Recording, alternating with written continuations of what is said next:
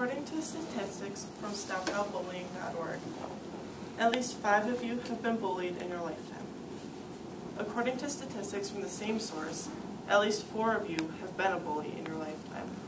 Shocking, isn't it? Bullying is never okay. I have personally been bullied and I know how damaging it can be. That is why I believe that all schools in the United States should have a no-tolerance policy against bullying.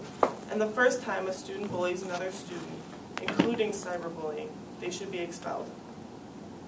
Today I will argue my point of view, as well as define what bullying is and state the lasting effects bullying has on kids. To know why bullying should be stopped, you should first understand what bullying is. According to StopBullying.org, bullying is unwanted, aggressive behavior among school-age children that involves a real or perceived power imbalance. The behavior is repeated or has the potential to be repeated over time. Both kids who are bullied and who bully others may have serious, lasting problems. The same source states that 1 out of every 4 teens is bullied. That means that 25% of teens have undergone irreversible damage from their peers.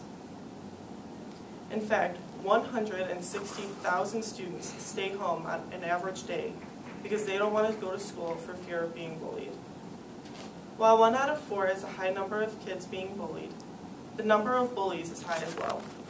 In fact, 1 out of every 5 kids admits to being a bully, and those are just the ones who admit to bullying. Bullying can be verbal or physical. Verbal bullying can be just as harmful as physical. In fact, 80% of verbal fights with bullies become physical. Bullying isn't only verbal and physical. In fact, sometimes it isn't even face-to-face. In the new age of technology, cyberbullying has become a major problem. ViolencePreventionWorks.org defines cyberbullying as bullying through email, instant messaging, chat room exchanges, website posts, or digital messages or images sent to a cellular phone or personal digital assistant. It states that cyberbullying, like traditional bullying, involves an imbalanced power, aggression, and a negative action that is often repeated. Cyberbullying can be very damaging. StopOutBullying.org states that 58% of kids admit someone has said mean or hurtful things to them online. More than 4 out of 10 say that it's happened more than once. This is over half of the population of kids that have been bullied over the internet.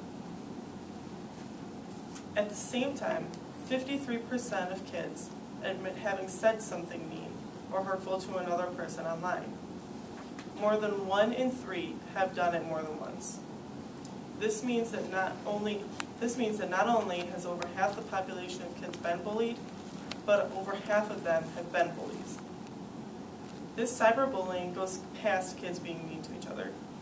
In fact, 35% of kids have been threatened over the internet. About 1 in 5 have had it happen more than once.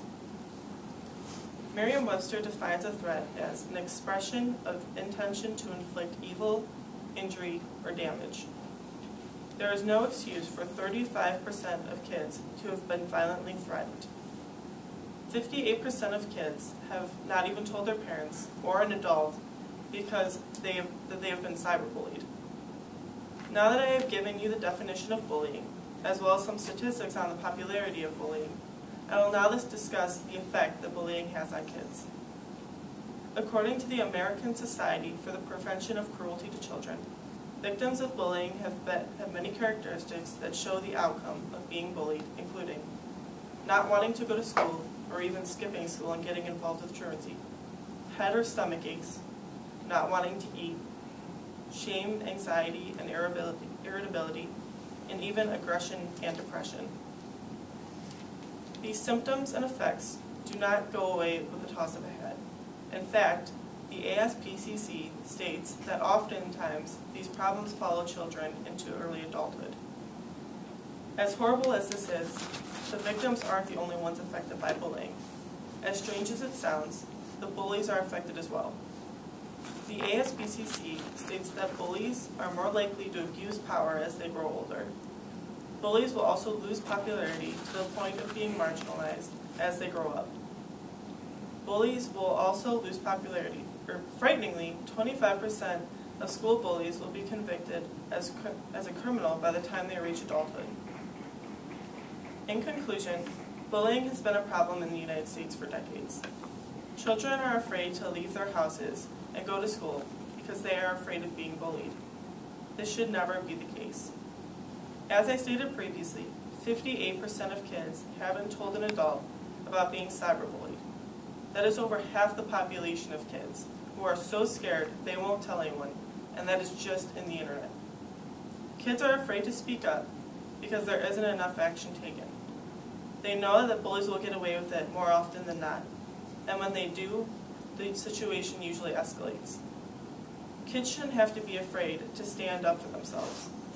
Hopefully, if there was a no-tolerance policy in schools across the United States, bullying rates would go down, and less kids would be suffering from the devastating effects of bullying for the rest of their lives.